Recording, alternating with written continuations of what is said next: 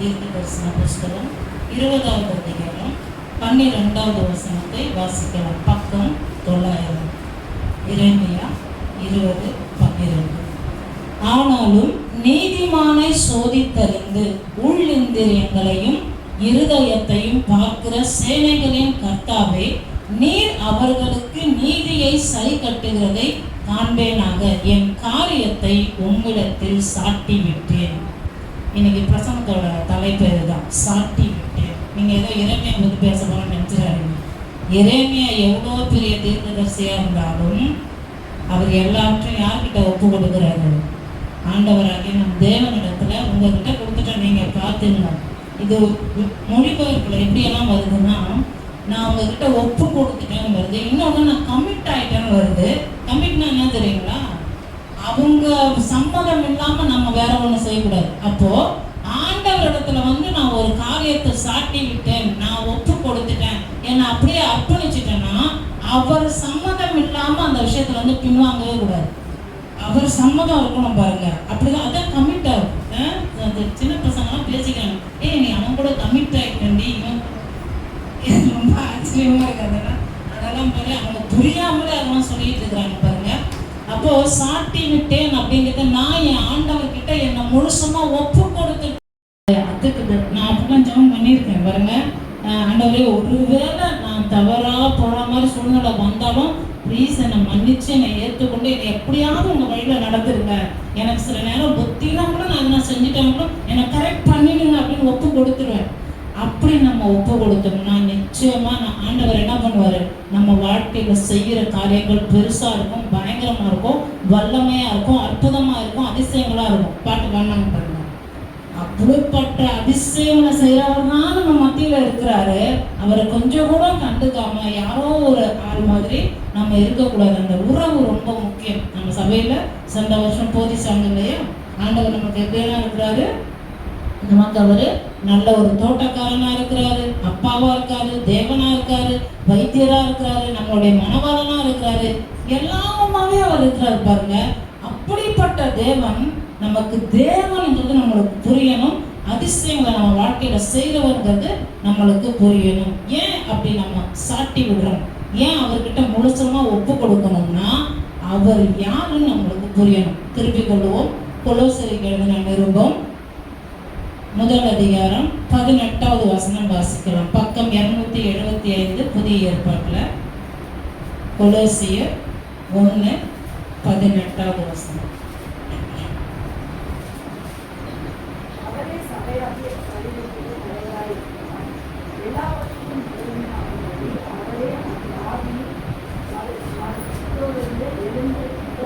அவரே எல்லாம், அவர் தான் ஃபர்ஸ்ட், அவர் தான் ஹெட்.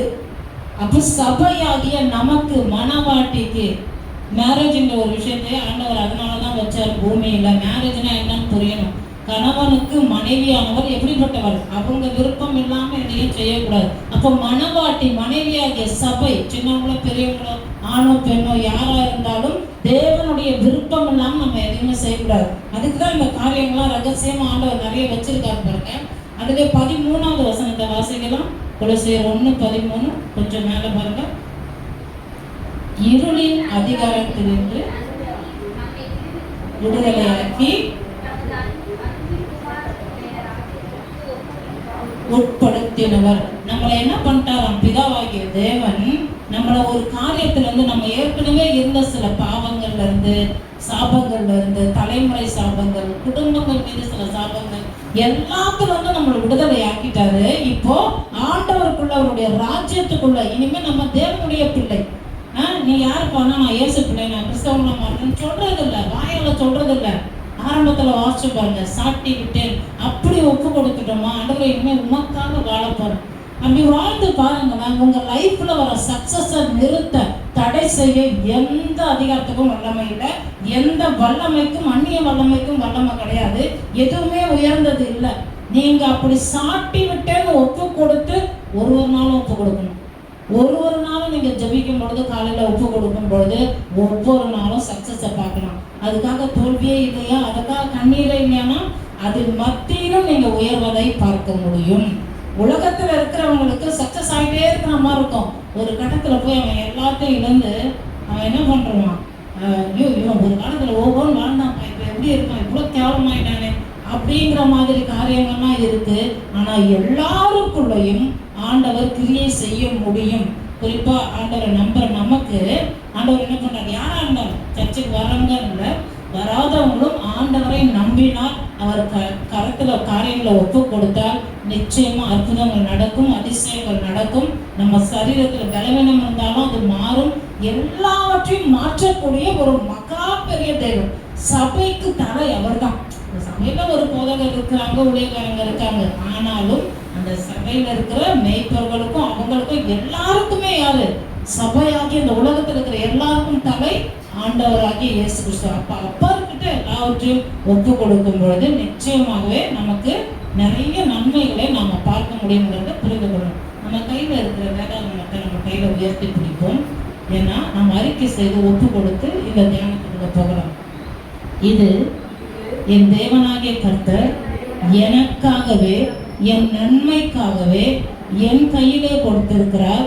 இதில் உள்ளவைகள் என்னை குறித்து என்ன சொல்லுகிறதோ, என் வீட்டை குறித்து, என் வாழ்வை குறித்து, என் நம்பிக்கையை குறித்து, என் மனம் திரும்புதலை குறித்து, எனக்கு எல்லாவற்றையும் குறித்து எதையெல்லாம் போதிக்கிறதோ அதற்கெல்லாம் நான் கீழ்ப்படியும்படிக்கு என் ஆண்டவராகிய இயேசு கிறிஸ்துவுக்கு என்னை ஒப்பு கொடுப்பேன். பிதாவானவர் என்னை நடத்துவார், பரிசுத்த ஆவியானவர் எனக்கு வழிகாட்டுவார். இதில் உள்ள வார்த்தைகளை நான் நம்புவேன், அதிசயங்களை காணுவேன், அற்புதங்களை பார்ப்பேன். இயேசுவின் நாமத்தினாலே நான் இந்த உலகத்திலே ஜீவனுள்ள சாட்சியாய் கர்த்தருக்கு ஏற்ற அற்புத மனவாட்டியாய் வாழ்ந்து தேவனையே நான் உயர்த்துவேன். ஆமென்.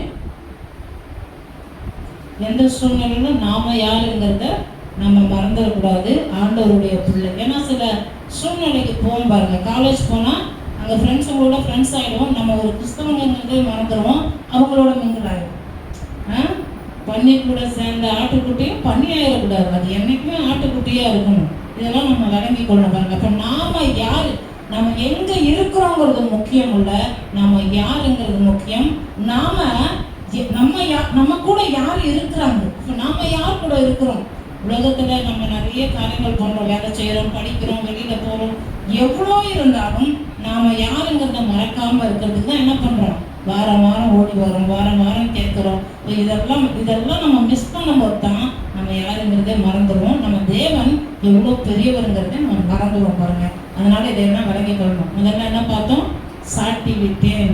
காரியத்தை என்ன பண்றோம், முதல்ல ஆண்டவர்கிட்ட ஒப்பு கொடுத்துக்கணும். ஏன் ஒப்பு கொடுக்கணும், ஏன்னா அவர் தான் தலை, அவர்கிட்ட தான் நம்ம ஒப்பு கொடுக்கணும். நிறைய வாட்டி என்ன பண்றோம், நம்ம கையில் எடுத்துக்கோம் பிரச்சனையா, நான் பார்க்கறேன், நான் இதுக்கு ஒரு வழி கட்டுறேன் அப்படி நம்ம போய் பாருங்களேன். நிறைய பார்த்து நான் தோத்து போயிடும். அதனால சொல்றேன், அப்படி போய் பார்த்து ஆண்டவர் கிரியை செய்யவே மாட்டார். ஆனா ஆண்டவர்கிட்ட ஒப்பு கொடுப்போம். அதுக்காக நம்ம கையாளாகாதவளோ, நமக்கு ஒண்ணுமே தெரியல, நம்ம முட்டாள, ஆண்டவர் தான் என்ன நம்மளை அடிமையாக இருக்கிற, அப்படி இல்லை பாருங்க. அவர் ஒரு காரியத்தை நம்மகிட்ட சொல்றாரு, அதை வாசிக்கணும். வெளிப்படுத்தின விசேஷம் 21வது அதிகாரம் 7வது வசனம், பக்கம் 353, புதிய ஏற்பாடு. வெளிப்படுத்தின விசேஷம் 21:7.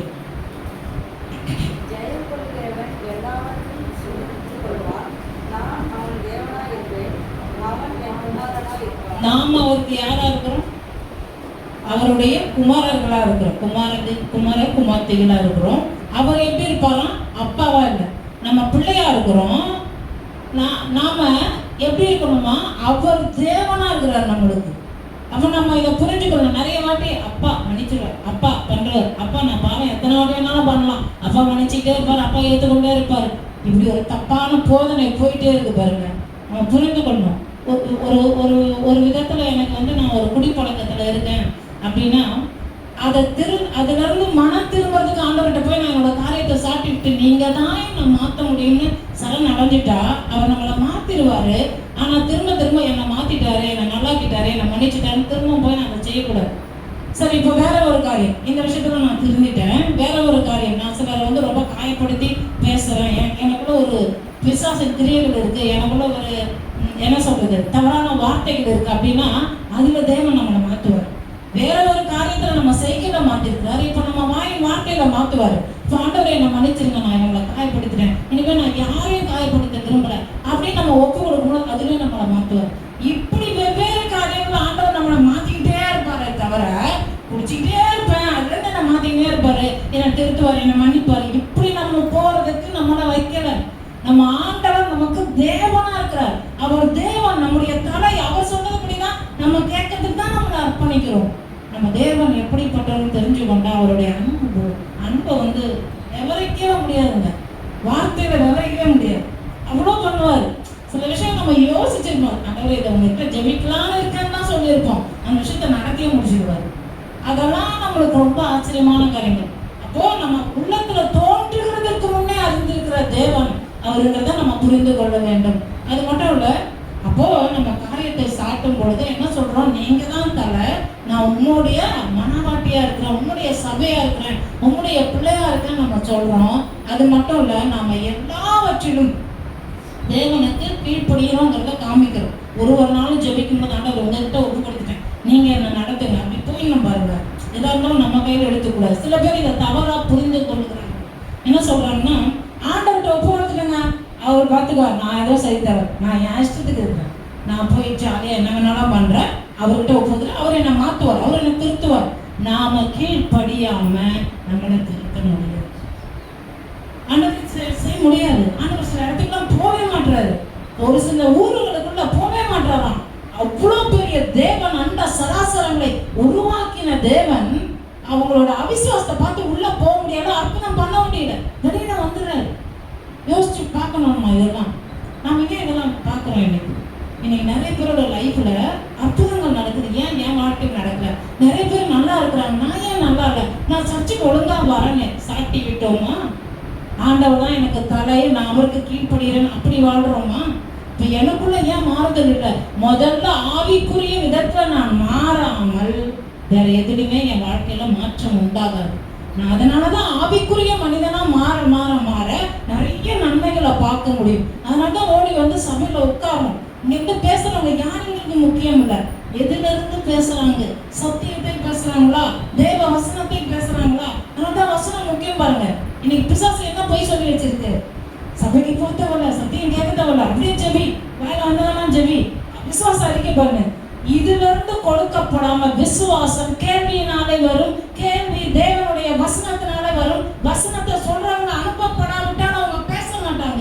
கர்த்தரால் அபிஷேகிக்கப்பட்டு அனுப்பப்பட்டு வசனத்தை எடுத்து அவங்க பேசும்பொழுது பேச பேச அந்த வார்த்தையின் சத்தம் நம்மளுக்குள்ள போய் நம்மளுக்குள்ள விசுவாசத்தை பெருக பண்ணுது. இப்படிதான் அதிசயங்கள் நடக்கும் பாருங்க. இதை நம்ம விளக்கி கொள்ளணும். அப்ப நம்ம சாட்டி விட்டேன்னா ஏன் சாட்டி விடுறோம்? அவர் தான் பெரியவர் அப்படின்னுங்கிறத அந்த நம்பிக்கையில் தான் நம்ம உட்கார்ந்துருக்கோம். அதைத்தான் நீங்களும் யூடியூப்ல இப்ப கேட்டுட்டு இருக்கிறீங்க பாருங்க. அப்போ அந்த நம்பிக்கை, அவர் தேவன், அவர் தலைவர், அவர் தலை, நான் அவருக்கு கீழே இருக்கேன், நான் அவரிடத்துல சாட்டி விட்டேன், இப்படி வரும் பொழுது அப்பதான் பிசாசு நம்மளை பார்த்து நடுங்குவான். அப்பதான் தோல்விகளுக்கு தோல்வி உண்டாகும், வெற்றிகளுக்கு நாம சுதந்திரத்து கொள்ள முடியும். அப்போ தோல்விக்கு தோல்வி உண்டாகணும், பிசாசுக்கு தோல்வி உண்டாகணும், நம்மளை ஜெயிக்கிற காரியங்களை நாம ஜெயிக்கணும் அப்படின்னா இதெல்லாம் நம்மளுக்குள்ள இருக்கணும். தேவனுக்கு கீழ்ப்படுதல். வசனம் எங்க இருக்கு? யாக்கோபு 4:7 வாசிக்கலாம். பக்கம் 315 புதிய ஏற்பாட்டுல யாக்கோபு 4:7.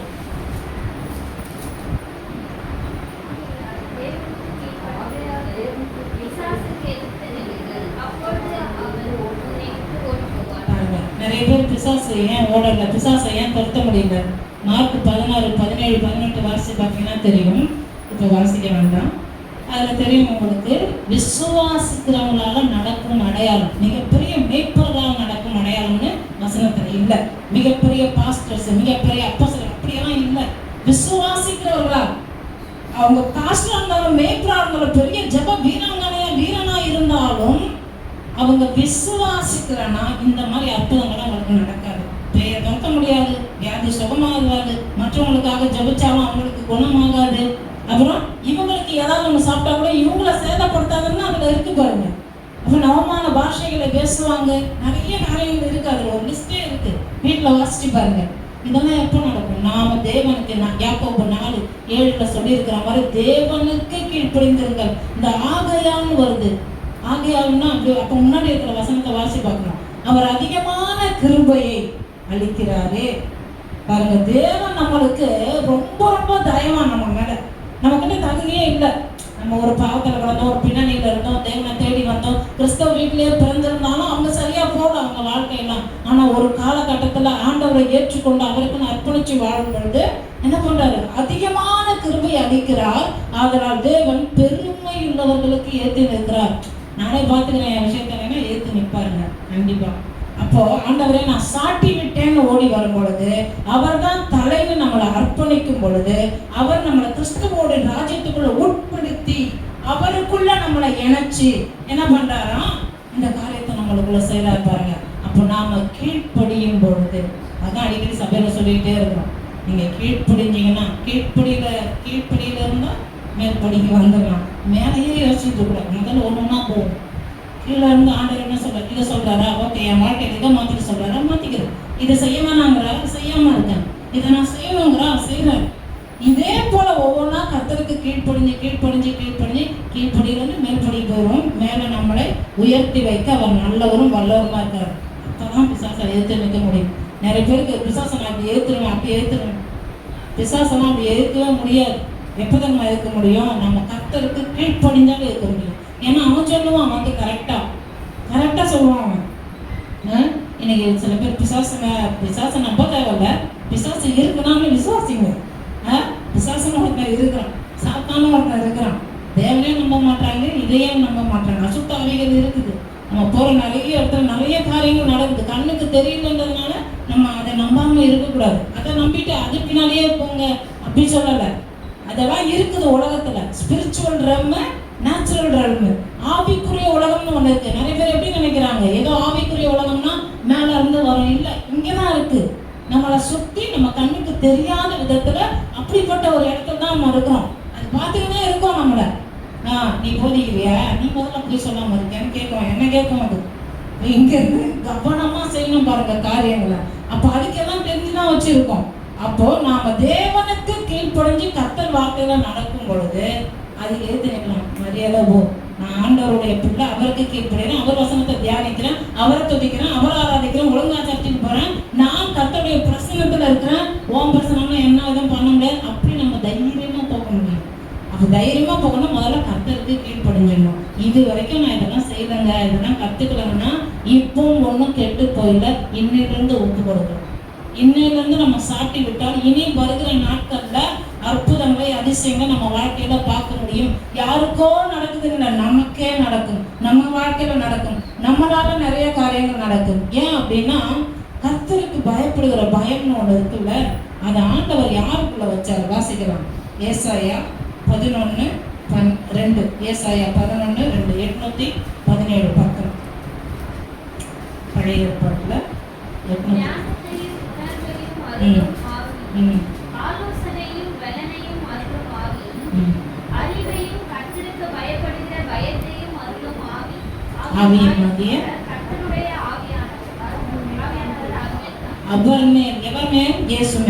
அப்ப இயேசு மேல இவர் இருக்கிறார். கர்த்தருக்கு பயப்படுகிற பயத்தை அருள்றவர். அவருக்குள்ள ஞானத்தை வச்சுட்டார், உணர்வை வச்சுட்டார், ஆவியின் ஆலோசனைகளை வச்சுட்டார், பலம் வச்சுட்டாரு, அறிவை வச்சுட்டாரு.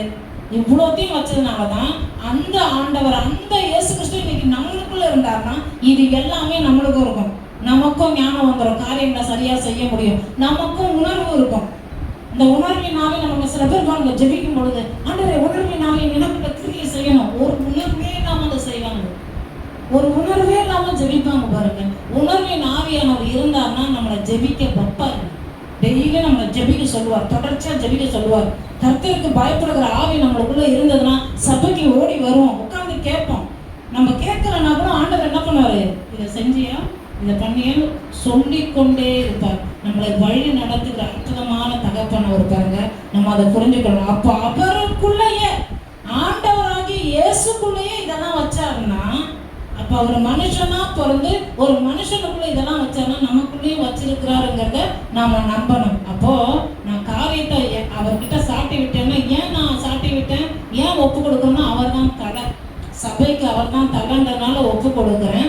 அது மட்டும் இல்லை, அப்படி ஒப்பு கொடுத்து வாழும் பொழுது நான் நிறைய காரியங்களை ஜெயிக்க முடியும். இன்னைக்கு நிறைய பேரோட பேச்சு என்ன தெரியுங்களா? எல்லாரும் பண்ணுறாங்க, நீயும் பண்ணு, எல்லாரும் பாவம் பண்ணுறாங்க. டேய், லைட்டாக ஒரு மாதிரி இருக்கும்டா ஃபர்ஸ்ட் டைமு, அப்புறம் எல்லாம் சரியாயிடும். இதுதான் உலகம் நம்மளை சொல்லி பொய் சொல்லி ஏமாற்றிக்கிட்டே இருக்கு பாருங்க. நம்ம எல்லாத்தையும் ஜெயிக்க முடியுங்க. ஜெயிக்கிறவங்க நிறைய பேர் சொல்லிகிட்டே இருக்கிறாங்க. நம்ம ஜெயிக்க முடியும். நம்ம அதை நம்புறது இல்லை. ஏன்னா அதிசயங்களை நம்புறதில்லை, அற்புதங்களை நம்புறதில்லை, இயேசுவை நம்புறதில்லை. இதெல்லாம் நம்பிக்கை இல்லாமல் போகும்பொழுது என்னது, எங்களுக்கு நடத்துறவங்க சொல்லுவாங்க, நீங்கள் கர்த்தருக்கு ஒப்பு கொடுத்து பாருங்க, எந்த ஒரு கஷ்டத்திலையும் கண்ணீரின் மத்தியிலும் இதெல்லாம் இழக்க வேண்டிய சூழ்நிலை வந்தாலும் நான் ஒப்பு கொடுப்பேன், ஆண்டவரே நீங்கள் பார்த்துக்கங்க, ஒப்பு கொடுத்து பாருங்க, கர்த்தருடைய அற்புதங்களை பார்ப்பீங்கன்னு சொல்லி கொடுத்தவங்களோட போதனையை கேட்டதுனால, அதை பார்த்ததுனால சொல்றாங்க. அப்போ நம்ம விலகி கொள்ளணும். நம்மளுக்கு போதிக்கிறவங்க ஆண்டவர் ஏன் அனுப்புறாருன்னா, அவங்க முடியாத காரியத்தை, நம்ப முடியாத விஷயங்களை பேசுவாங்க. அதை நம்ம நம்பிட்டோம்னா அப்போ இதையும் நம்ப ஆரம்பிப்போம். இதை நம்ப என்ன பண்ண, அவங்க வாழ்க்கையில் ஆண்டவர் செஞ்சாருன்னா என் வாழ்க்கையுமே செய்வார்னு ஒப்பு கொடுத்து நின்று பார்க்கணும். சாப்பிட்டு விட்டேன், இந்த விஷயத்துக்கு நான் கட்டாயமா ஒப்பு கொடுக்க போறேன், இந்த விஷயத்த நான் ஜெயிக்க போறேன் அப்படின்னு நம்ம எதுக்கு தெரியுமா ஜெயிக்கிறோம்? எனக்கு நிறைய பணம் வரணும், எனக்கு நிறைய வீடு வரணும், எனக்கு திரும்ப, இதெல்லாம் ஈஸியா கிடைக்கும். சில பேர் அது வேணான்னு கர்த்தருக்காக வாழ்றாங்கன்னு வைத்துக் கொள்ளுங்க. ஆனா இதெல்லாம் ஈஸியா கிடைக்கிறதுக்கு போய் நம்ம மன்றாடி 3 மணி நேரம் ஜெபிக்கிறோம். எதுக்கு தெரியுமா? நம்ம உண்மையாவே ஜெபிக்கணும். ஆண்டவரே உங்க பிரசன்னம் வேணும், உங்களுக்கு நான் பயப்படணும், நீங்க தான் என் தலை, உங்ககிட்ட நான் ஒப்பு கொடுத்துட்டேன், நீங்களே என் குடும்ப தலைவரா இருக்குங்க, நீங்களே என்னோட பிரெட்வினரா இருங்க, நீங்களே எனக்கு எல்லாமே தாங்கன்னு அவர்கிட்ட ஒப்பு கொடுக்கும்போது அப்படிப்பட்ட குடும்பங்களை பார்த்துருக்கீங்களா? சில மனைவிகள் கணவன் அப்படி மதிப்பாங்க பாருங்க. அவங்க பேச்சுக்கு மறு பேச்சு பேச மாட்டாங்க. அதுக்காக அடிமைத்தனம் இல்லை, அவங்களுக்கு தெரியும் இவர் கரெக்டான முடிவு தான் எடுப்பாரு. சில அப்பாங்களுக்கு பிள்ளைகள் ஒப்பு கொடுப்பாங்க பாருங்க, இல்லை இல்லை எங்கள் அப்பா அதெல்லாம் கரெக்டாக பண்ணுவார். அப்படி உலகத்திலேயே அப்படியெல்லாம் போயிட்டு இருக்கு. கர்த்தரை அறியாதவர்கள் மத்தியில் நாம அப்படி இருக்கிறோமா? ஆண்டவரிடத்துல சாட்டி விட்டோமா அவர் தான் தலை அப்படின்னு. அப்போ இப்ப சொல்றாங்கல்ல, வந்து பாருங்க சபைக்கு ஒழுங்கா போங்கன்னா, இதை ஏமாத்தி வச்சிருக்கு பிசாசு. போத்தல அவங்கதான் பெரிய, இவங்கதான் அவங்களதான் ஆண்டவர் தேர்ந்தெடுத்தாரா, விசுவாசிகளோடு நடக்கும் அடையாளங்கள்லாம் சொல்லியிருக்கேன். இதெல்லாம் எங்க சொல்லி தராங்க? சபைன்னு ஒண்ணு வைத்து இதெல்லாம் எடுத்து இதெல்லாம் நீங்க கற்றுக்கொள்ளுங்கள். கற்றுக் கொடுக்கிற இடமா இருக்கு, கற்றுக்கொள்ளுகிற இடமா இருக்கு. கற்றுக்கொள்ளுகிறவர்கள் ஜெயிப்பார்கள். பவுல் சொல்றாருல, ஏற்கனவே நம்ம போதனையில பார்த்துருக்கோம். நம்ம கற்றுக்கொண்டோமா? கற்றுக்கொள்ள இன்னும் அதிகமா நாம என்ன பண்ணுவோம்? எக்ஸல் ஆயிடுவோம். அதுல நம்ம ஷைனிங் ஆகும், அதுல நம்ம பிரகாசிக்க முடியும் பாருங்க. ஏன்னா ஆண்டவர் அப்படிதான், நீ எனக்கு பிள்ளைன்றதுனால நான் உன்னை எப்பவுமே செல்லம் கொஞ்சிக்கிட்டே இருப்பேன் அப்படின்னு இஷ்டத்துக்கு போகாத, நான் உனக்கு தேவமா இருப்பேன். இப்ப வாசிச்சோம் வெளிப்படுத்தல் 21:7, நான் உனக்கு தேவனுங்கிறத மறந்துடாத, உன்னை உண்டாக்குன தேவன், உன் சிருஷ்டிகர், நான் வச்ச வழியில வந்திருப்பா, நான் உனக்காக தானே சபையை ஏற்படுத்தி வச்சிருக்கேன், உனக்காக தானே என் வார்த்தையை கொடுத்துருக்கேன், உனக்காக தானே என் பிரசன்னம் இருக்கு, உனக்காக தானே நான் அற்புதங்கள் அதிசயங்கள் அடையாளங்கள் செய்கிறவரா இருக்கிறேன். அப்படி நம்ம வந்துட்டோம்னா நிச்சயமா நம்ம வாழ்க்கையில இவைகளை பார்க்க முடியும். யாருக்கோ இல்லை, நமக்கே நடக்கும். நம்ம தினந்தோறும் பார்க்க முடியும். அதுக்கு பேரு தான் அற்புத வாழ்வு இல்ல, ஆசீர்வாதமான வாழ்வு. கர்த்தரை நம்புகிறவர்களுக்கு ஆசீர்வாதம் உண்டு. அந்த ஆசீர்வாதம் ஒரு நாளும் அதிசயங்களை நடப்பிக்கும். என்னைக்கோ நடக்கிற அற்புதம் அல்ல, தினந்தோறும் அற்புதம் அதிசயங்களை பார்க்க முடியும். நம்ம பெருசா உலகம் எப்படி நம்மளை ஏமாத்தி வச்சிருக்கு? நல்லா ட்ரெஸ் பண்ணு, நல்லா மேக்கப் பண்ணு, நல்லா வளவலன்னு பேசு, என்ன நல்ல ஆடம்பரமா இரு, அதெல்லாம் ஆண்டவர் தருவாருங்க, நிறைய தருவார். நீங்க நினைச்சு பார்க்க முடியாத அளவுக்கு ஆண்டவர் தருவார். ஆனா முக்கியம் என்ன? மரியா தன்னை விட்டு எடுப்படாத நல்ல பங்கை தெரிந்து கொண்டார். நம்ம நல்ல பங்கு ஆண்டவராகிய இயேசு கிறிஸ்து, அவரை பிரசன்னம், அவருடைய சமூகத்துக்கு வந்து வசனத்தை கேட்கும் பொழுது நம்ம முழுசுமா நம்மளை சாட்டி விட்டேன். ஆண்டவரே நான் சாட்டி விட்டேன். இன்னைக்கு உங்க இருதயத்துல கையை வச்சு நீங்க சொல்லுங்க. யூடியூப்ல பாக்குறவங்களுக்கு சொல்றேன், ஆண்டவரே இதோ இப்போ இந்த விஷயத்த நான் உங்ககிட்ட சாட்டி விட்டேன். என் மனசுல இந்த காரியத்தை பல வருஷமா போராடிக்கிட்டு இருக்கிறேன், இந்த காரியத்தை நான் சாட்டி விட்டேன் அப்படின்னு சொல்லி பாருங்க. இன்னைக்கு வந்து நீங்க பார்ப்பீங்க, ஒரே வாரத்துக்குள்ள நான் அந்த கர்த்தருடைய சன்னிதானத்தை வந்து சொல்றேன், ஒரே வாரத்துல நீங்க அதிசயத்தை பார்ப்பீங்க, அற்புதத்தை பார்ப்பீங்க. உண்மையா சொல்றேன், நீங்க அப்படி ஒப்பு கொடுத்து உங்க இஷ்டத்துக்கு நீங்க நடக்கூடாதுங்க. உங்க சுயத்தை அவங்க எரிச்சிடணும். உங்க சுயநலமான காரியங்களை விட்டுட்டு ஆண்டவருக்கு நீங்க சாட்டி விட்டு ஒப்பு கொடுத்தீங்கன்னா ஒரு வாரத்தில் நீங்க எத்தனை பேர் நன்மைகளை பார்க்க போறீங்க என்னால எழுதி தர முடியும். அப்படி நான் நிறைய பார்த்துருக்கேன். சிலதெல்லாம் நடக்கவே முடியாது, மனுஷங்களால செய்யவே முடியாது. அப்படியெல்லாம் ஆண்டவர் நடத்திருக்கிறார். அப்படிப்பட்ட காரியங்கள்லாம் பார்த்ததுனால அவர் எவ்வளோ பெரிய நல்ல தேவன். அவருக்கு நம்ம பிள்ளைதான், ஆனா அவர் தேவனுங்கிறத என்னைக்கும் மறந்துடக்கூடாதுங்கிறத மனதில் வைத்துக் கொள்ள வேண்டும். ஏன் அப்படின்னா இயேசு அப்படிதான் இருந்தார். இயேசு எப்படிப்பட்டவனை வாசிக்கலாம். பிலிப்பியர் பக்கம் 271 புதிய ஏற்பாட்டில் பிலிப்பியருக்கு எழுதின நிருபம் 2வது அதிகாரம் 1-9 வரைக்கும் பொறுமையா வாசிக்கலாம். 271 பக்கம் பிலிப்பியருக்கு எழுதின நிருபம் 2வது அதிகாரம் 1-9.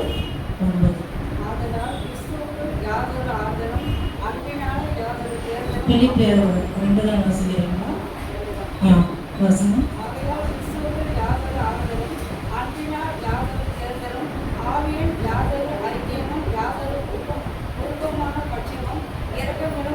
அப்ப கிறிஸ்துவுக்குள்ள நம்மளுக்கு எல்லாமே கிடைக்கும். இன்னைக்கு நிறைய பேர் நான் என் பேச்சை கேட்க யாரும் இல்லை, நான் சொல்றதை யாருமே கவனிக்க மாட்டாங்க. என் வீட்டில் எனக்கு இருக்கவே பிடிக்கல, அதனால எனக்கு என் செல்ஃபோன் போகும், நான் உண்டு, என் செல்ஃபோன் உண்டு, என்னோட ஸ்டைடு உண்டு. இப்படி இருந்தோம். உங்களுக்கு இயேசுன்னு ஒருத்தர் இருக்கிறாரு, உங்களை உண்டாக்குன தேவன் இருக்கிறாரு, உங்களுக்கு தலை அவரு தான். அவர்கிட்ட நீங்க எல்லாத்தையும் ஒப்பு கொடுத்து ஜெபிக்கும் பொழுது உங்க வீட்டில் யாருன்னா உங்க கூட பேசல, உங்க வீட்டில் இதெல்லாம் சரியில்லை, அதெல்லாம் கொஞ்சம் கொஞ்சமா மாற்றுகிற ஒரு அற்புத தகப்பன் இருக்கிறார். அடுத்தது 2வது வசனம்.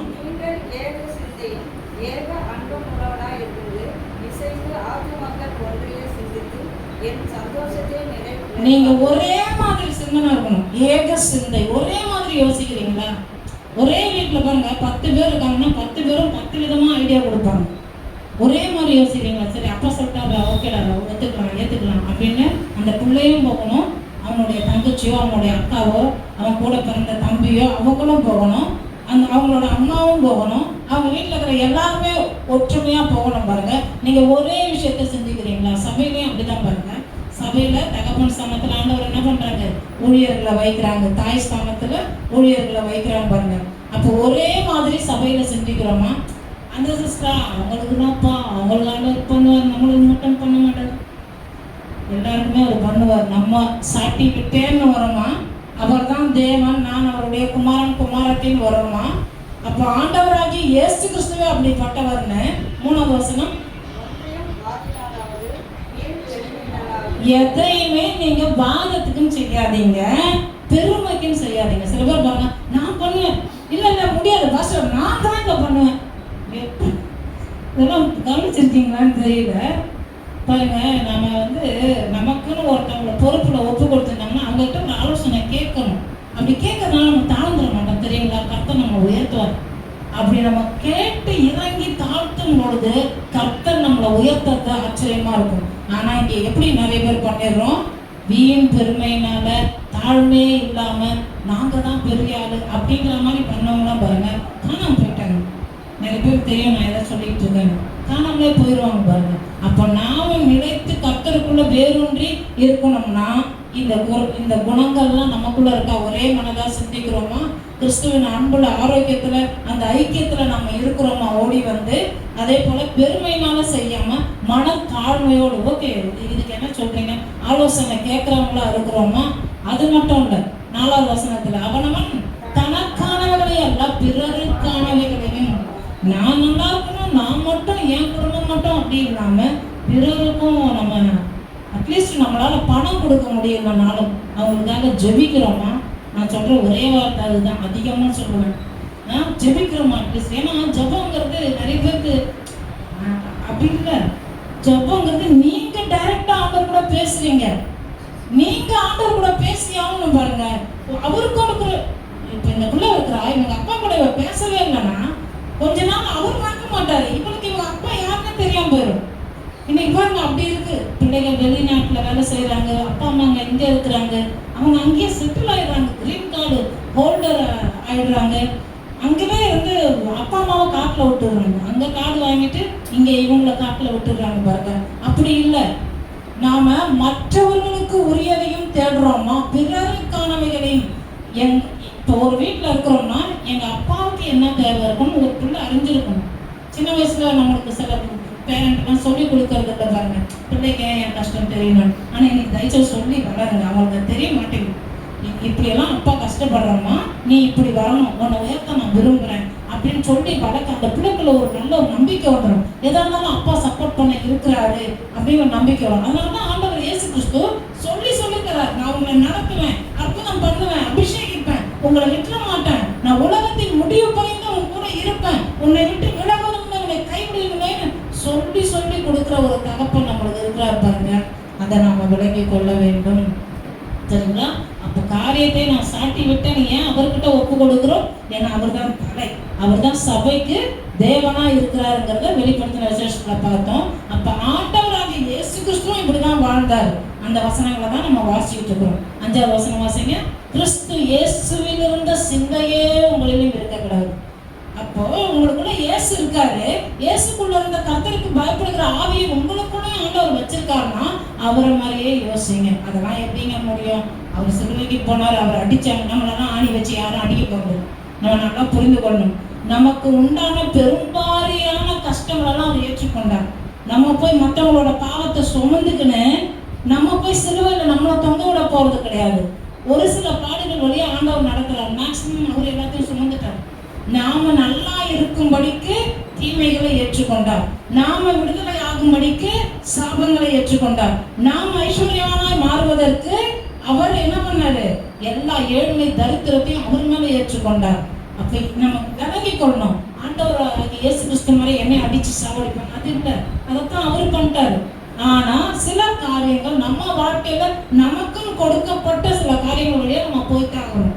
போக மாட்டேன், நம்ம எஸ்கேப் ஆக முடியாது. இல்லை இதெல்லாம் என்னால முடியாது. சின்ன பிள்ளைங்க பாருங்க, எங்களுக்குலாம் வீட்டில் சின்னதுல நீ வேலை செஞ்சாகணும், நீ இது பண்ணி ஆகணும் அப்படின்லாம் சொல்லுவாங்க பாருங்க. ஒரு சில நேரத்தில் தட்டி கழிச்சாலும் இது நம்ம பொறுப்புன்னு கற்றுக்க ஆரம்பிச்சிட்டோம். இப்போ இன்னைக்கு பாருங்க, பிள்ளைங்க நேற்று கூட ஒரு உறவுக்காரங்கிட்ட பேசிக்கிட்டு சொல்றாங்க, அந்த பிள்ளை காலேஜே முடிச்சிருச்சான், கல்யாணத்துக்கு மாப்பிள்ளை பார்த்துட்டு இருக்கிறாங்க.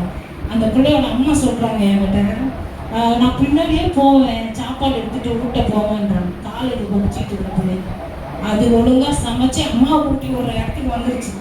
அது என்ன பண்ணிட்டு அப்போ சில காரியங்கள் நாம தான் செஞ்சோம். சின்ன பிள்ளைங்களுக்கு நம்ம தூக்கி வச்சு ஊட்டலாம். அதுக்கு அடுத்தது தட்டில் போட்டு நீ சாப்பிடுன்னு சொல்லணும். அதுக்கு அடுத்தது நீயே தட்டை எடுக்கணும், நீயே போடணும்னு சொல்லி தரணும். அதுக்கு அடுத்தது முடிஞ்சா சமைச்சு சாப்பிட்டு எங்களுக்கும் செஞ்சுக்கணும். இது நாங்கள் எங்கள் வீட்டில் ப்ராக்டிஸ் பண்ணியிருக்கோம் பாருங்க. சமைக்கிறதே இல்லையோ சண்டேனா எங்கள் அம்மாவுக்கு அப்போ நாம எத்தனை பேர் நம்ம வீட்டில் அம்மாவுக்கு ஒரு டேவை ஃபிக்ஸ் பண்ணி ஹெல்ப்பாக இருக்கிறோம், அப்பாவுக்கு ஹெல்ப்பாக இருக்கிறோம், குடும்பத்தில் நம்ம ஷேர் பண்ணிக்கிறோம் நிறைய காரியங்களை. இதெல்லாம் எதுவுமே இல்லைன்னா பைபிள் படிங்க, கர்த்தர் நிறைய கற்றுக் கொடுப்பேன். நீங்கள் பைபிள் வாசிக்கணும், கர்த்தர் இடத்துல வந்துடணும், உங்கள் காரியங்களை அவர்கிட்ட சாட்டி விட்டுடணும். அவர் என்ன பண்ணுறாரு? உங்களுக்கு தலையாக இருந்து அற்புதமாக உங்களை நடத்துவராக இருக்கிறார். ஏன்னா இயேசு கிறிஸ்துவே அப்படிப்பட்டவராக இருந்தார். கிறிஸ்து இயேசுவிலிருந்து சிந்தை அவரை மாதிரி யோசிங்க. 6வது வசனம் வாசிங்க, அருமையான வசனம். தேவனுடைய ரூபம், தேவனுக்கு சமமாய் இருக்கிறாரு. அடுத்தது கொள்ளையாடின பொருளாக எண்ணாமல். இப்போ ஊழியக்காரங்க இருக்கிறாங்க, அவங்க என்கிட்ட சொல்றாங்க ஒரு காரியத்தை சொல்லி, இந்த மாதிரி இந்த விஷயம் நீங்க பண்ணுங்க அப்படின்ட்டு ஏதோ அவங்களுடைய ஒரு விஷயத்த என்கிட்ட சொல்றாங்கன்னு வச்சுங்களேன்.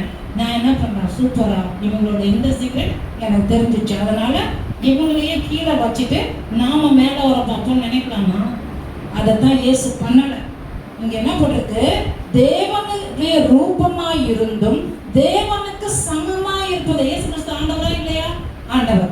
ஆனா சமமாய் இருப்பதை கொள்ளையாடின பொருளாக எண்ணாமல், வா சூப்பர், எனக்கு ஒரு இதை கொடுத்துட்டாரு, ரைட்டு கொடுத்துட்டாரு, அந்த ரைட்டை நான் எடுத்துக்கிறேன், அந்த உரிமையை நான் எடுத்துக்க என்ன பண்ணுறேன்? நான் பிதா கிட்ட ஜெபிக்க போட்டேன், இனிமேல் நானே எல்லாத்தையும் டைரக்டா டீல் பண்றேன்னு பண்ணல. மரண பரியந்தம், சிலுவை பரியந்தம் தன்னை தாழ்த்தினார். எல்லாரும் சொல்றாங்க, இயேசுவே இறங்கி வாங்க, இறங்கி வாங்க, நீ தான் ஆண்டவர்னு நிரூபின்றானுங்க, கத்துறானுங்க. அவர் இறங்கி வரல, அங்கேயும் தன்னை ஒப்பு கொடுத்தார்.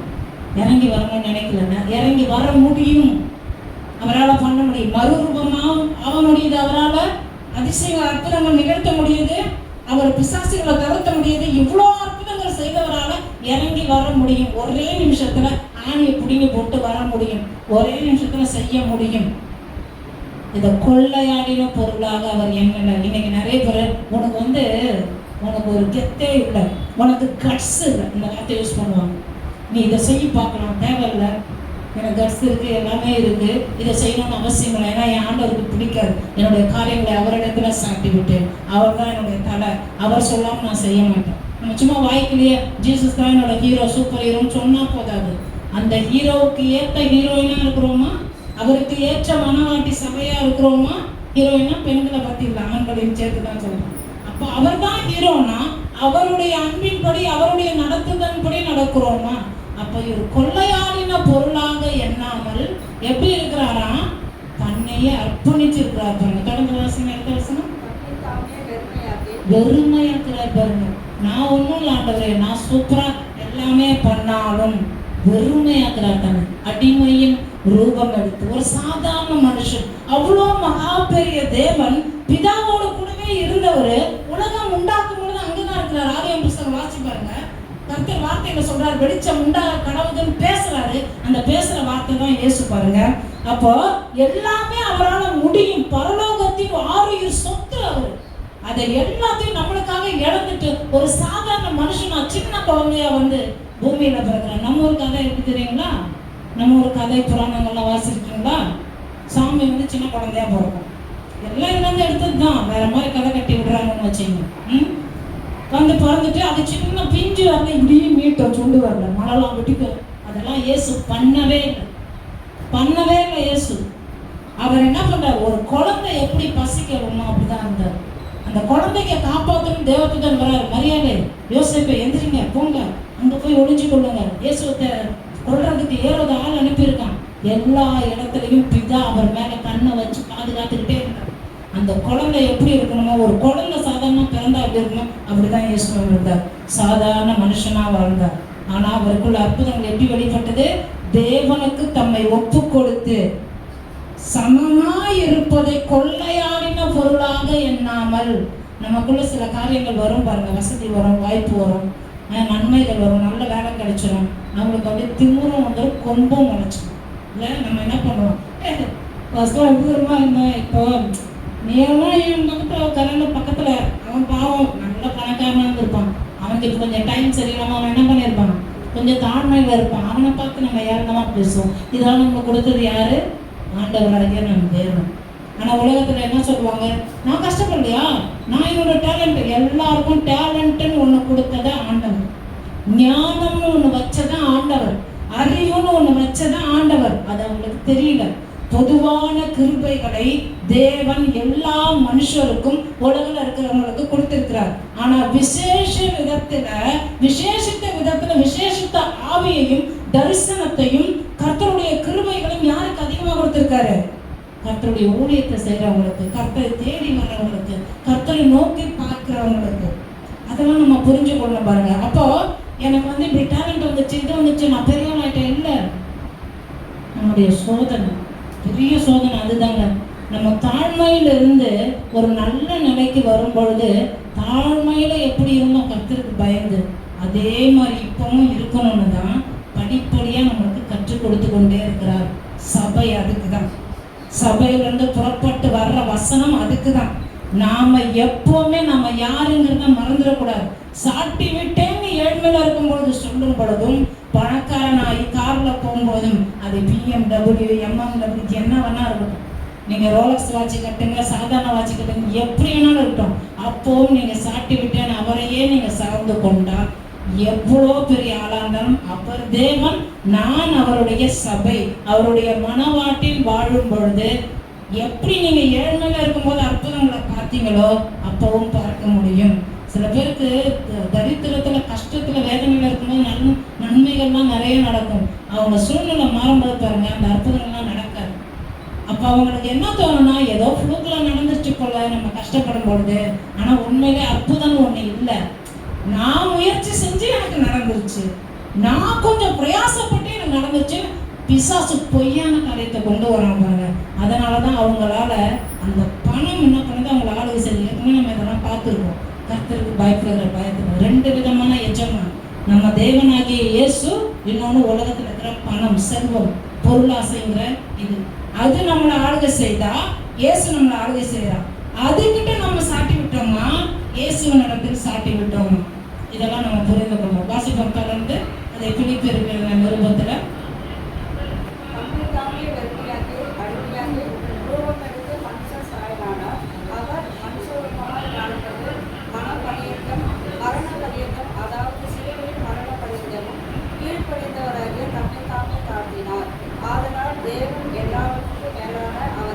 அப்போ நம்ம உயர்த்தப்படணும்னா இயேசு போலன்னு பேசிக்கிட்டே இருக்கிறோம்ல, இயேசு போல கீழ்ப்படிஞ்சோமா, இயேசு போல சிந்திக்கிறோமா? ஒரு காரியத்தை இந்த பிள்ளைக்கு உடம்பு சரியில்லை, ரொம்ப நாளா உடம்பு சரியில்லாம இருக்கான்னா சாதாரணமா எப்படி போகும், ஐயோ பாவம் இந்த பிள்ளை அப்படின்னு சொல்லிட்டு போயிட்டே இருக்கும். கிறிஸ்தவம் அப்படியே இருக்கக்கூடாது. உங்களுக்கு ஜெபம் தெரியலன்னா பரவாயில்ல, ஒரே ஒரு லைன், இந்த புள்ள சுகமான எங்கள் சர்ச்சுக்கு ஒரு பொண்ணு வருது, ஒரு பையன் வரான், அவனுக்கு இந்த மாதிரி பிரச்சனை இருக்கு, அவங்க சரியா இருக்கீங்கப்பா, அவ்வளோதான். எவ்வளோ நேரம் ஆச்சு இதை பார்க்கறதுக்கு? நம்மளுக்கு ஜெபம் பெருசாக தெரிய தேவையில்ல, அர்ப்பணிப்பு. சாட்டி விட்டீங்களா அவர்கிட்ட, அங்கே சுகம் நடக்கும், அந்த பிள்ளைக்கு நடக்கும். ஏன் ஜெபம் இல்லை, எங்கள் பாஸ்ட் ஜெபம். நிறைய கைகள் சேரணும், நிறைய கைகள் சேர்ந்தா சீக்கிரமா நடக்கும் காரியம். ஒற்றுமையே பலம் இல்லையா? அப்போ நிறைய விஷயங்கள் நம்ம சபையா ஒன்று கூடி வர்றதே ஒரு காரியத்தை சீக்கிரம் நடக்கிறதுக்கு. அதுக்குதான் ஓடி வாங்க உட்காருங்க, 10 நாள் நடக்கிறது ஒரு நாள்ல நடக்கும். நீங்க அப்படி சாட்டி விட்டீங்கன்னா நீங்க நிச்சயமா அற்புதங்கள் அதிசயங்களை பார்க்க முடியும். அப்ப இயேசுவை தேவன் உயர்த்த முடியும்னா நீங்க அவர் ஆண்டவருங்க, அவர் மனுஷனா வந்தார், தேவனுக்கு தன்னை கீழ்ப்படுத்தி வாழ்ந்தார். நாம் அப்படி இருக்கும்பொழுது நம்ம வாழ்க்கையில உயரங்களை பார்க்க முடியும். முதல்ல நடக்க வேண்டியது என்னது? ஆவிக்குரிய உயரம். இருதயத்துல மாற்றம் நடக்கும்போது வெளியில தெரியும்.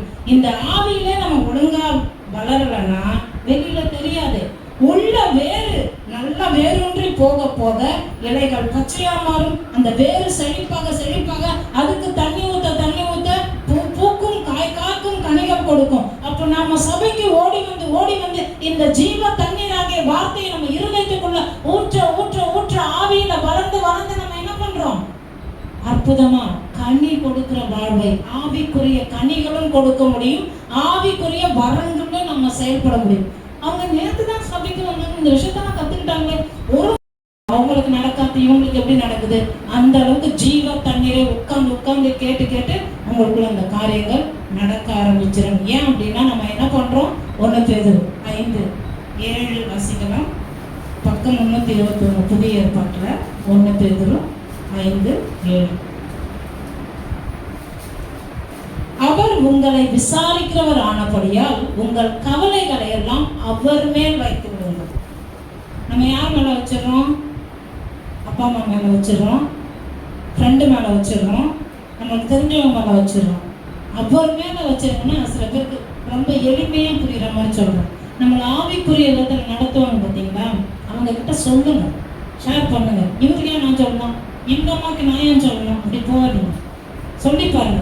உண்மையிலே உங்களுக்கு உள்ளத்துல படம், இவங்க கிட்ட சொன்னா ஒரு காரியத்துக்காக நம்மளுக்கு ஜெபிப்பாங்கன்னு தோணும். அப்படி நீங்க சொல்லுங்க. எல்லார்கிட்டையுமே ஊர்லலாம் சொல்லிட்டு அவசியம் இல்லை. அப்படி உங்களை ஆவிக்குரிய விஷயத்துல அருமையா நடத்துவாங்க பாருங்க. அவங்க கிட்ட சொல்லும் பொழுது என்ன நடக்கும்னா, உங்களுக்காக ஜெபிப்பாங்க, உங்களையும் ஜெபிக்க சொல்லுவாங்க.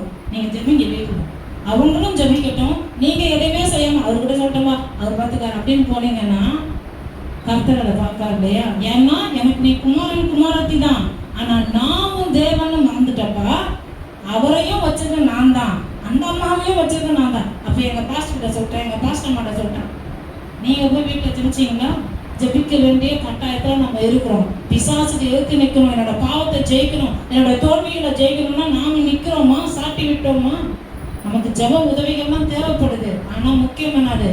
நாம தான் ஆக்சுவலா அவங்களுக்காக ஜெபிக்கணும், வார்த்தையை கொண்டு வரவங்களுக்காக. ஆனா அவங்க நமக்கு உட்காந்து ஜெபிச்சிட்டு இருக்காங்க. ஏன்னா நமக்கு ஜெபம் தெரியல. அப்ப ஜெபத்தை தெரிந்து கொள்ள சிம்பிள். நீங்க வசனத்தை கேட்க நீங்க சபைக்கு ஓடி வர நீங்க அதில் எக்ஸல் ஆயிடுவீங்க. அப்படிதான் நாங்களும் கேட்டோம் பாருங்க. ஒரு வாரம் மிஸ் பண்ண மாட்டோம். எவ்வளவு தூரம் தெரியுங்களா?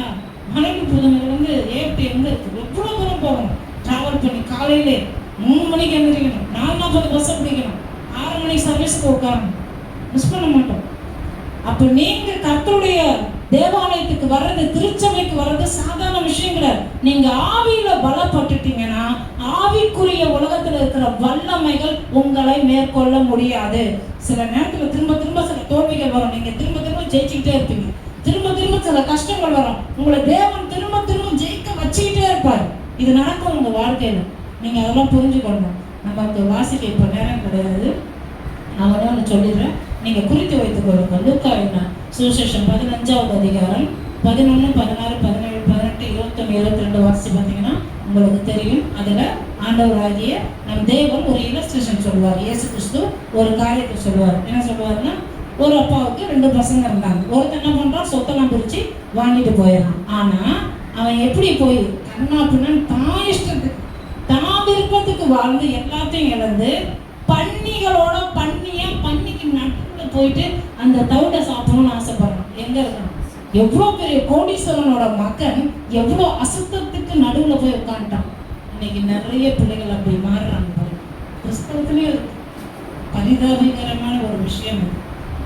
நம்ம அப்படி போகக்கூடாது. நம்ம எல்லாத்தையும் தேவனிடத்துல சாட்டி விட்டோமா, நமக்கு ஒரு ஐக்கியம் கொடுக்கப்பட்டிருக்கு, அங்கே ஓடி வந்துடுறோமா, பரிசுத்தாவியை நடத்துறதுக்கு இடம் கொடுக்குறோமா, இதையெல்லாம் செய்யும் பொழுது நமக்கு தலையாகிய சபை, நம்ம ஆண்டவர் நம்ம என்ன பண்றாரு, சபைக்கு தலையாகிய இயேசு கிறிஸ்துவின் இடத்துல நம்ம ஒப்பு கொடுக்கும்போது நமக்கு காரியங்கள் நடந்து கொண்டே இருக்கும். அது மட்டும் இல்லை, இன்னொரு காரியம் லூக்கா 8 நீங்க வாசி பார்த்தீங்கன்னா அதுல 43, 44 இதெல்லாம் நீங்க வாசி பார்த்தீங்கன்னா, ஒரு அம்மா பெரும்பாலும் உள்ள ஸ்திரீ, அந்த அம்மா என்ன பண்றாங்க, அவங்களுக்கு ஒரு ரத்த போக்கு போயிட்டே இருக்குது.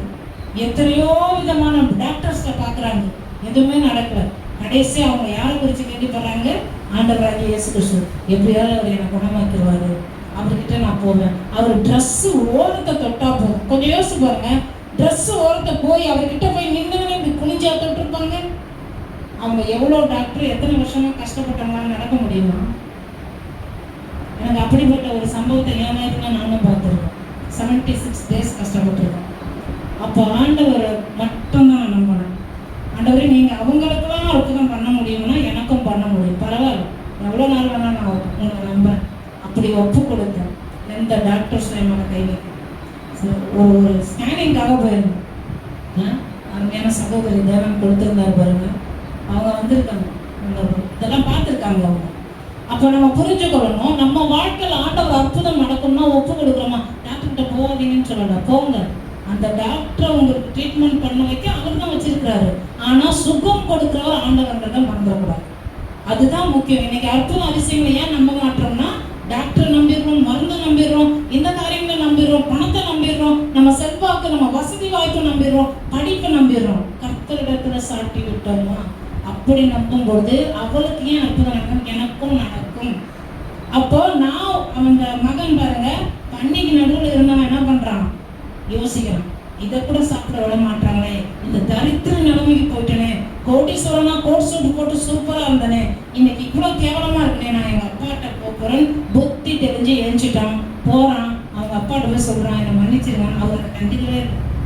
எப்படிலாம் பண்ணடா, என்ன எப்படிலாம் இழவச்சுடா, நீ ஒண்ணுமே பேசணுங்க. அவரை நீங்க வாசி பாருங்க, லூக்கா 15 ஒண்ணுமே பேசல. அந்த விஷயம் நடக்கல, அது சம்பவம் இல்லை. இயேசு கற்பனையா ஒரு உண்மையா சொல்றாரு. ஆனா இந்த பெரும்பாலும் உள்ள ஸ்திரீல இது சம்பவம், இது நடந்தது, இது வரலாற்று. ஒரு அம்மா இப்படி இருந்தாங்க, அவங்களை ஆண்டவர் குணமாக்குறாரு.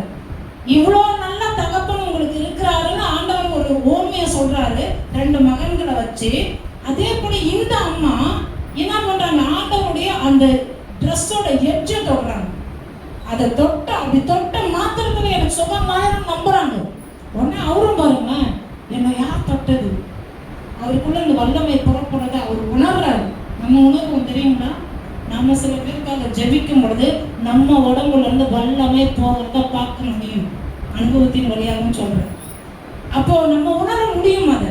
அப்போ நம்மளுக்கு ஆண்டவர் அப்பேற்பட்டவர் நம்ம கூட இருக்கிறாரு. நாம நம்ம காரியங்களை சாட்டி அவர் சொல்றதுக்கெல்லாம் கீழ்ப்படிஞ்சு அதுல நடக்கும் பொழுதுதான் இவைகளை எல்லாம் நாம் பார்க்க முடியும். ஏன் நிறைய பேருக்கு நடக்குது, நிறைய பேருக்கு ஏன் நடக்கலாம்? நம்ம சாட்டி விட்டோமா, சபைக்கு வந்துட்டோமா, சொல்றதை கேட்படுகிறோமா, கர்த்தருக்கு முதலிடம் கொடுக்கிறோமா? முதலாவது தேவனுடைய ராஜ்யத்தையும் அவருடைய நீதியும் தேடுங்க. ஆரம்பத்தில் வாசிச்சோம்லே ஒரு வசனம், நான் அவர்கிட்ட சாட்டி விட்டேன். அப்படி இருக்கிறோமா? இனிமேல் அப்படி சாட்டி பாருங்க. நீங்கள் வேணால் நாட்கள் எண்ணிக்கொள்ளுங்க, ஒரு வாரத்துக்குள்ளே உங்களுக்கு அற்புதம் நடக்கும். நீங்கள் கொடுக்குற அர்ப்பணிப்பு தான் முக்கியம். நீங்கள் யாருன்னு புரியணும். அவர் எவ்வளோ பெரிய ஒரு அதிசயங்களை செய்ய முடியுங்கிறது உங்களுக்கு புரியணும். சரிங்களா? அப்போ நிச்சயமாகவே நம்ம வாழ்க்கையில் நம்ம ஜெயத்தை பார்க்கணும். எழுந்து ஜெபித்து ஒப்பு கொடுக்கலாம். மனதில் ஒரு காரியத்தை தீர்மானித்துக் கொள்ளுங்க. நிச்சயமா ஆண்டவர் என்ன கைவிடவே மாட்டார். அவர் என்னுடைய தேவன், நான் அவருடைய குமாரன், அவருடைய சபையாக நான் இருக்கிறேன், கிறிஸ்து எனக்கு தலையாக இருக்கிறார் அப்படின்னு நீங்கள் முழுமையாக ஒப்பு கொடுத்து பாருங்கள். நிச்சயம் அற்புதங்கள் நடக்கும். அன்பும் இரக்கமுள்ள நல்ல பிதாவே, இயேசுவின் நாமத்தினாலே உங்களுக்குள்ள வருகிறோம். இதோ இந்த நாளில் இருக்கிற உங்களுடைய கரங்களை உங்களை தாழ்த்துகிறோம், ஒப்பு கொடுக்கிறோம். எரேமியா புத்தகத்தில் நாங்கள் வாசித்தோமே ஆண்டவரே, சாட்டி விட்டேன் என்று தீர்க்கதரிசியின் வார்த்தை மாத்திரமாக இதோ நாங்களும் எங்கள் காரியங்களை உங்களிடத்திலே சாட்டி விட்டோம் ஆண்டவரே. நீர் நிச்சயமாகவே செய்வீர். ஏனென்றால் நாங்கள் பெரியவங்க இல்லை, நாங்கள் படித்தவங்க, எங்களுக்கு இருக்கிற வசதி வாய்ப்பு, எங்களுக்கு நீர் கொடுத்திருக்கிற தாளந்து, நீர் எங்களுக்கு கொடுத்திருக்கிற வரங்கள், கனிகள், இதெல்லாம் ஒன்றுமே இல்லை ஆண்டவர். உமக்கு முன்பாக நாங்கள் ஒன்றும் இல்லை. கிறிஸ்து இயேசு தம்மை தாமே வெறுமையாக்கி தாழ்த்தி உங்களிடத்தில் ஒப்பு கொடுத்தது போல நாங்கள் ஒன்றுமில்லை. உம்மால் எங்களுக்கு இதுவரைக்கும் இருக்கிறவெல்லாம் உம்மால் உண்டானது என்று உம்மிடத்தில் எங்களை சாட்டி விட்டோம். இதை யூடியூப் வழியாக கேட்டுக்கொண்டிருக்கிற, பார்த்து கொண்டிருக்கிற ஒவ்வொரு பிள்ளைகளையும் உடைய கரங்களை ஒப்பு கொடுக்கிறோம். எங்களையும் எங்கள் சபையும் ஒப்பு கொடுக்கிறோம். இனி வருகிற நாட்களில் தேவன் செய்த அற்புதங்கள், அதிசயங்கள் எங்கள் வாழ்க்கையிலே, எங்கள் சரீரத்திலே, எங்கள் பலவீனத்தின் மத்தியிலே அற்புதங்கள் நடப்பதை நாங்கள் பார்க்க போகிறோம். நன்மைகளை பார்க்க போகிறோம். நீர் யார் என்பதை ருசி பார்த்திருக்கிறோம் ஆண்டவரே. தொடர்ந்து எங்களை வழி நடத்தும், பலப்படுத்தும். எல்லாவற்றிலும் நீர் பெரியவர், நீர் எங்களுடைய தலை ஆண்டவரே.